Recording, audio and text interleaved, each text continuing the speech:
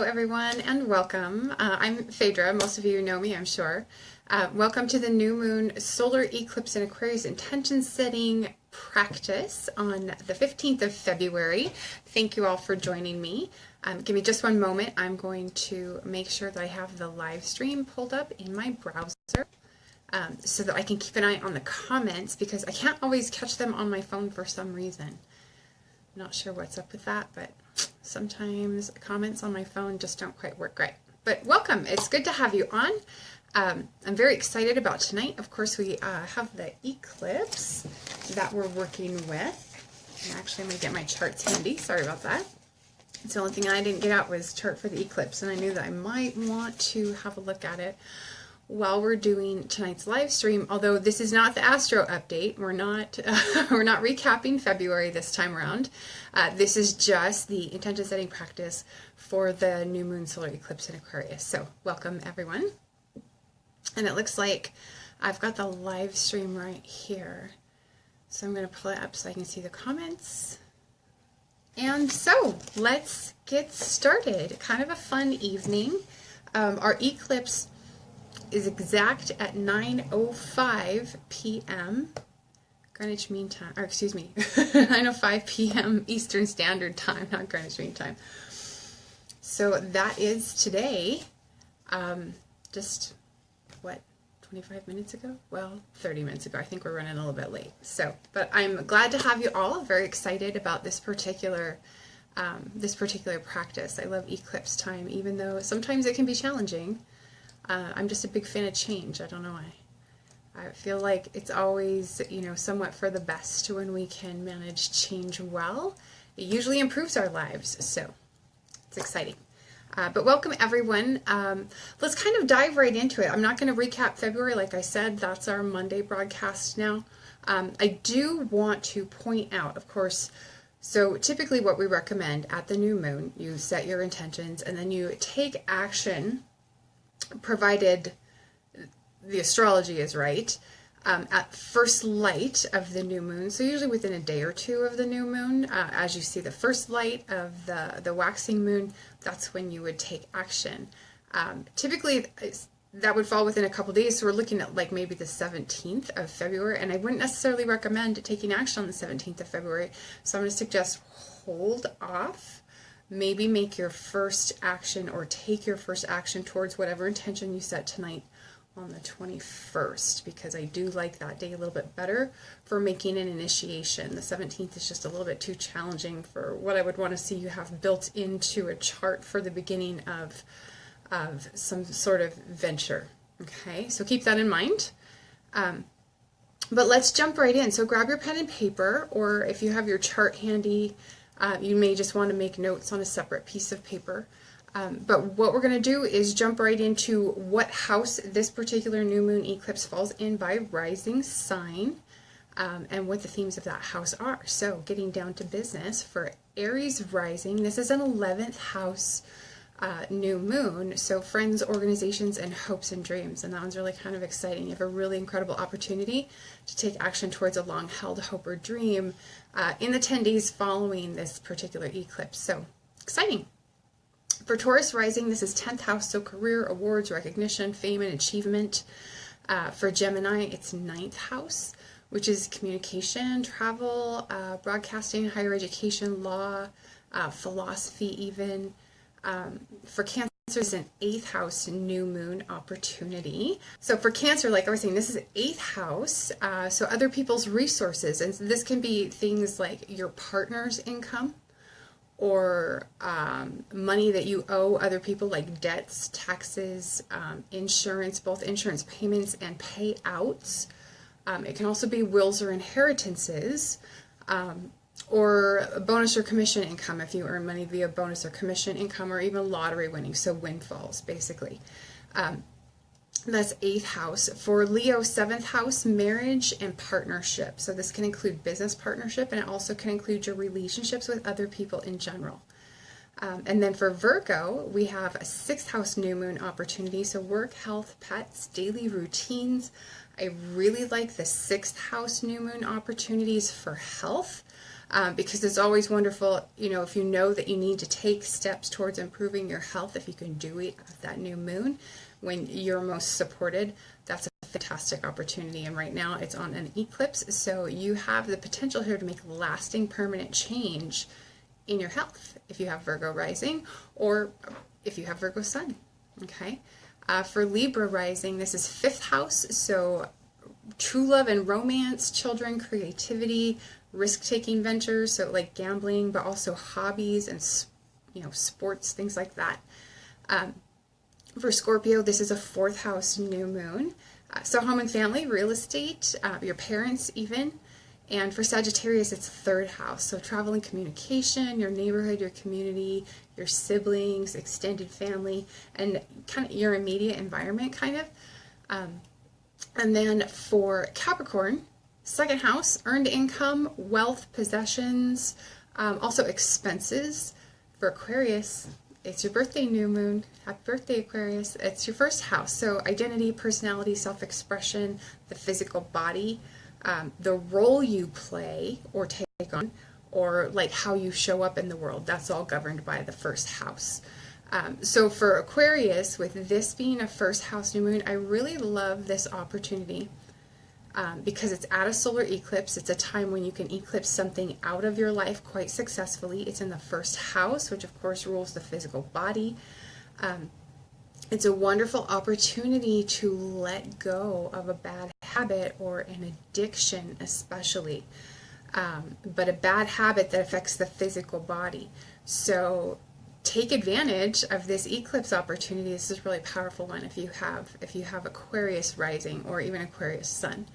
And then for Pisces rising, this is a 12th house new moon opportunity. So privacy, seclusion, secrets, the unconscious mind, that sort of thing. Also our spiritual life. So if you're looking at maybe pursuing a little more growth on the spiritual side of life, then this is a particular new moon opportunity where you could start such a journey.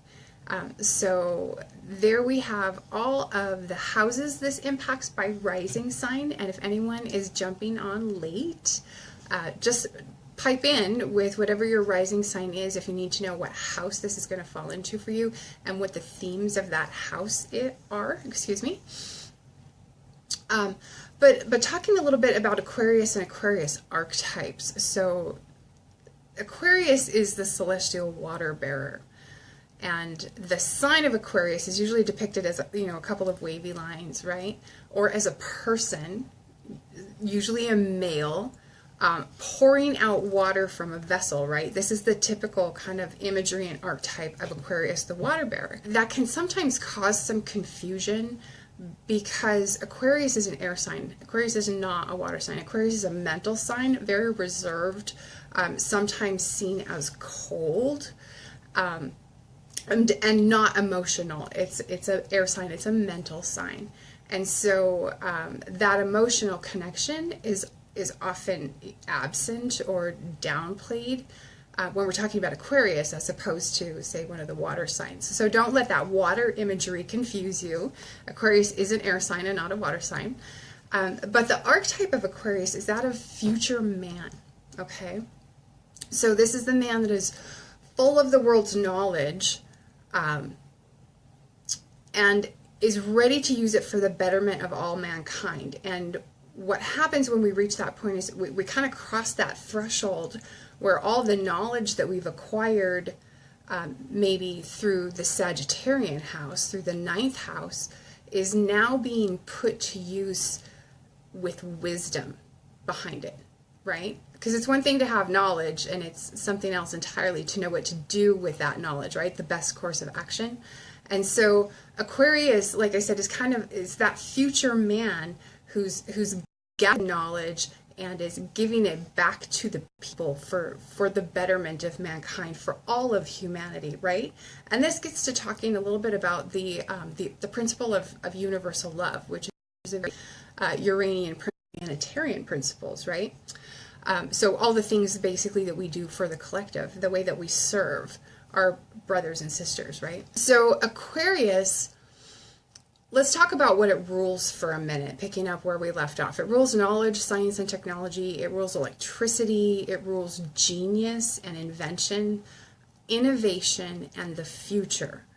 And so to have a new moon on a solar eclipse in a sign that rules all of those things is really quite exciting, I think, anyway.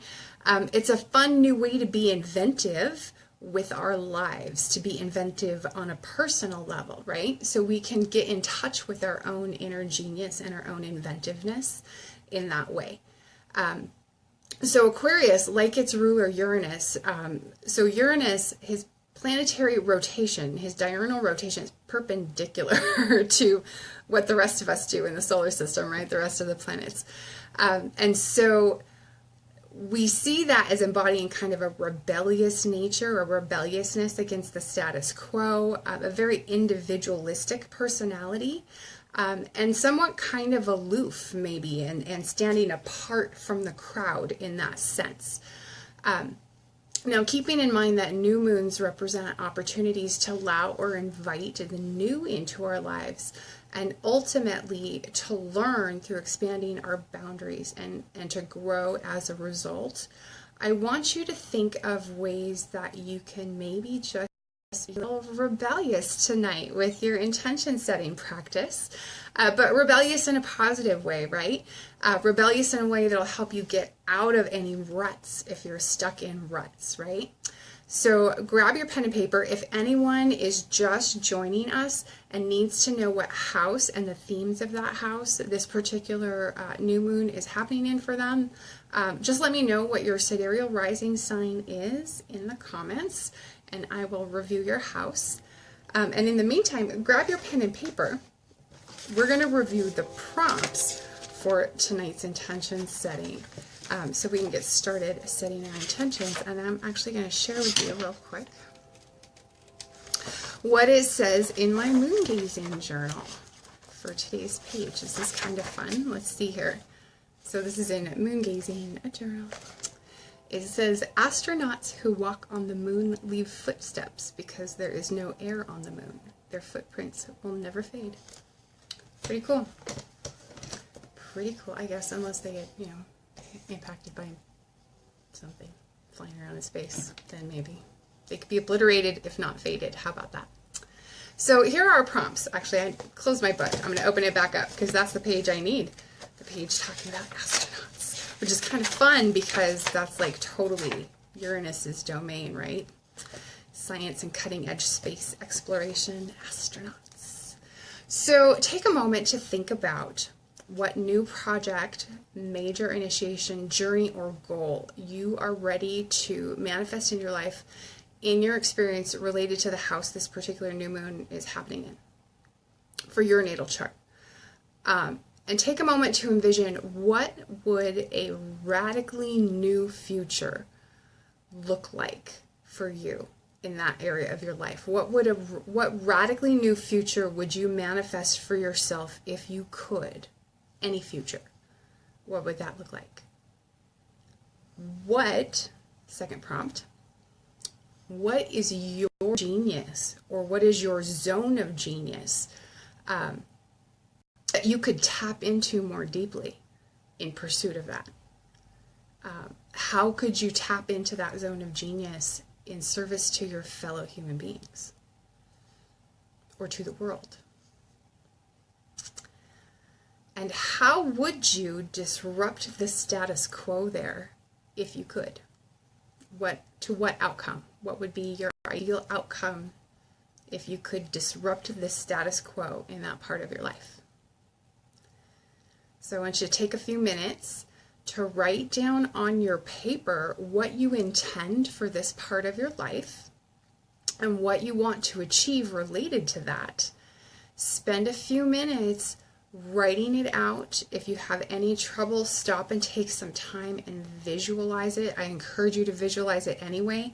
I want you to keep in mind, like I said, we're not doing a recap, but we are on there's 2 points. So the one we already brought up is don't take your first action on the 17th, which is usually right around when we would normally recommend you would.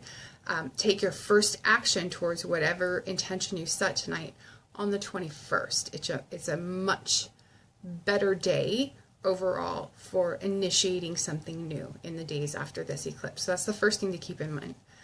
The second thing that I want you to keep in mind, here's what I like about new moons in Aquarius. And eclipses are just more powerful new moons, so that makes it a much more important opportunity to take advantage of. But this is the last new moon opportunity that we have in that 10.5-week time frame that I was talking about earlier at the beginning of this year, where all the planets are in direct motion. So you want to really use this, like, don't waste this opportunity. Set your intention, visualize it very clearly, be very clear, draw it out, take the time to draw it out this time around, and then, you know, put a reminder in your calendar if you need to on the 21st. Take your very first action. And it doesn't have to be a huge action, but it does have to be an action towards whatever it is you intend for tonight. Okay, and visualizing it, like I said, is a very powerful practice to support your intentions. And I like to think that the new moon in Aquarius is a fantastic opportunity to do your vision board if you do vision boarding. And I say that because we know Aquarius as being the visionary sign. So you can use this new moon to do your vision board for the coming 12 months if you haven't already done a vision board for the year. And I would strongly encourage you to do that anytime in the coming week. Okay, now with what you intend, what intention you set tonight, with that intention, what I want you to do is write an affirmation around what it is you intend to manifest or achieve, and then share your affirmation with us in the comments. I'm going to recap real quick what the prompts are that I want you to think about as you set your intentions. Okay, think about what new project, major initiation, journey, or goal you're ready to manifest. And related to the house Aquarius falls in your natal chart, what radically new future would you manifest for yourself if you could? What's your zone of genius, and how can you tap into that more deeply in service to your fellow man and in service to the world? Where are you denying your genius, and what can you do to tap into that genius? And how would you disrupt the status quo in that part of your life if you could do so, and to what outcome? So we'll spend a few minutes. I gotta think about this. It's kind of heavy stuff tonight with this eclipse.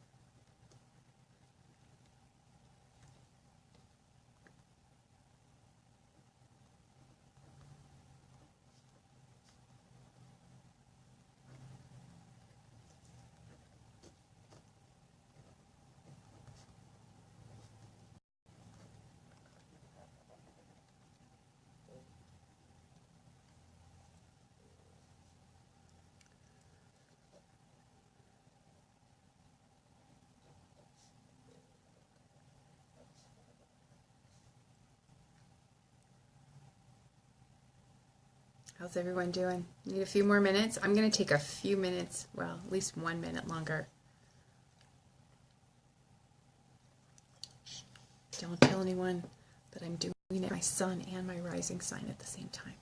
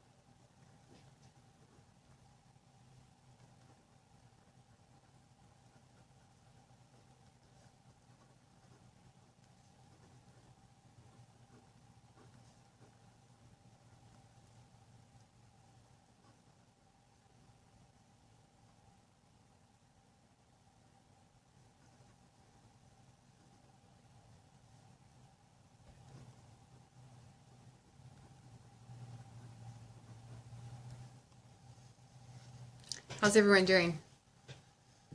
You ready to share an affirmation? I have to think of what I want my affirmation to be. I'm sitting here dancing. So exciting. I wish we could play music. It'd be much more fun if we have, like, you know, some background music. Would be cool. So mine is a 9th house new moon opportunity, right? Higher education, publishing and broadcasting, which is a lot of what I do, especially with the website and writing the horoscopes and publishing blog posts. And that's kind of what I'm focusing on, although I did take the time to write down some intentions that I'm setting for my sun sign. And I would encourage you all to do that, just to allow you to take maximum advantage of the fact that this is a new moon, our last new moon, while everyone is in direct motion. And it happens to be an eclipse, so that's really powerful energy. Do it for your sun and your rising sign. Take advantage of that opportunity. But I set my intention around radically transforming my relationship with my writing, with the whole idea of deadlines, which, I don't know, I don't like the idea of deadlines personally, right? So I find them kind of stressful. Maybe that's because I have a Capricorn sun and it's a commitment, right? So I get worked up about, I have this commitment, I need to meet it. And I totally want to radically transform my relationship with that. I totally want to shift how I see that. I want to shift how it feels inside when I think about deadlines or when I think about what I need to have done being written at what time. And so that is where I want to invite a radically new future into my life. And I've spent a little bit of time visualizing that. I think I'm going to spend some time later this evening after the broadcast, maybe doing a vision board around that to add to the vision board that I already have. And I would encourage you, if you feel so inspired, to do the same with whatever intention you set tonight.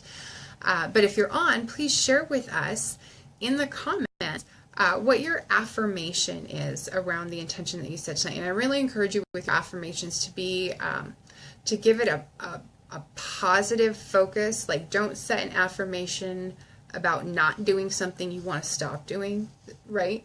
Because that's the backwards use of an affirmation. Set it around encouraging yourself and supporting yourself in the action that you're about to take, the action that you're considering taking on the 21st. And I'm really going to have to think about what that action is for myself. Now, I will share with you, where did I put them?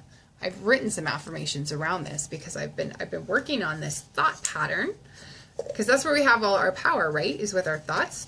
So I've been working on this thought pattern, and I wrote some affirmations right around this exact topic. And so maybe what the eclipse is reminding me of is that I need to bring these back into my life on a daily basis and not just, you know, when I feel I need them. But here's some of the things that I wrote. I enjoy writing about astrology. It's true. I do.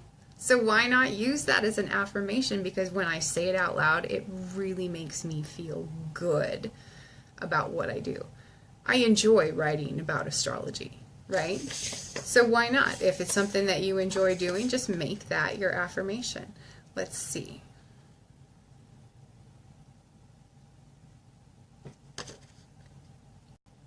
The right words just flow. There we go.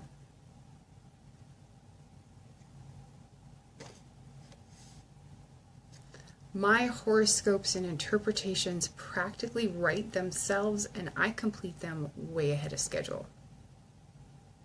I like that. So, share with us some of your affirmations. What is that you wrote for your intention that you are setting for whatever house this particular new moon solar eclipse in Aquarius is happening in. And do check your chart. I don't want to get too much into it because we covered that in the recap, but check your chart, see if you have any planets or points at 2 degrees of Aquarius or other air signs, so Libra or Gemini, or if you have at 2 degrees of a fire sign, so Aries, Sagittarius, or Leo. If you do have a planet or personal point at one of those degrees, you are likely to be very personally affected by today's eclipse, and you may have felt that already in the months and the week leading up to this eclipse, or you may feel it yet to come in the coming week or so, or in the coming month and two. So keep an eye out, read up your February full horoscope by sign for your sun and rising sign. That's going to give you more in-depth information about how this particular eclipse will affect you. And how you can choose to use it consciously if you want to use it consciously like we're doing with the intention setting practice. And definitely come into the comments and share any questions that you have or your affirmation, if you will. And we'll see you next time. Join us Monday in just over a week when we have our next Sidereal Insights Astro Update on the Mystic Physic Astrology Facebook page. Thanks everyone for joining me. Bye.